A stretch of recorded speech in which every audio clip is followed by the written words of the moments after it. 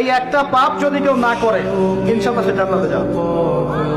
যতই পাপ করুক না কেন, জেনা করেছে, মদ খেয়েছে, মিথ্যা বলেছে, অনেক কিছু করেছে, শুধু শিরকের পাপ করে নাই, আল্লাহ তাকে মাফ করে দিবেন ইনশাআল্লাহ। বিশ্বাস করলেন না কথাটা? নবীজি বলেছেন এই উম্মতের যে কোনো ব্যক্তি যতই পাপ করুক না কেন আল্লাহ পাক সমস্ত পাপ মাফ করতে পারেন, কিন্তু শিরকের গুনাহ আল্লাহ পাক মাফ করবেন। তওবা করে যদি মারা না যায় মাফ করবেন।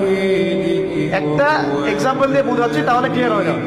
মনে করেন কেউ একজন জেনা করেছে, তওবা করার সুযোগ হয় নাই, মারা গেছে, এখন আল্লাহ পাক কিয়ামতের মাঠে এই জেনার পাপটা মাফ করে দিতে পারেন, যদিও সে তওবা করে নাই।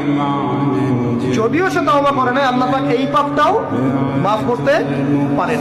কিন্তু একজন ব্যক্তি শিরক করেছে, তওবা করে নাই, কিন্তু এই অবস্থায় যদি কাল কিয়ামতের মাঠে আল্লাহর সাথে সাক্ষাৎ করে, আল্লাহ তার গুনাহ মাফ করবেন। এই শিরকের অন্য পাপের এই হলো পার্থক্য। তাহলে সবচেয়ে কোন বিষয়টা থেকে আমাদের বেঁচে থাকা উচিত ভাই?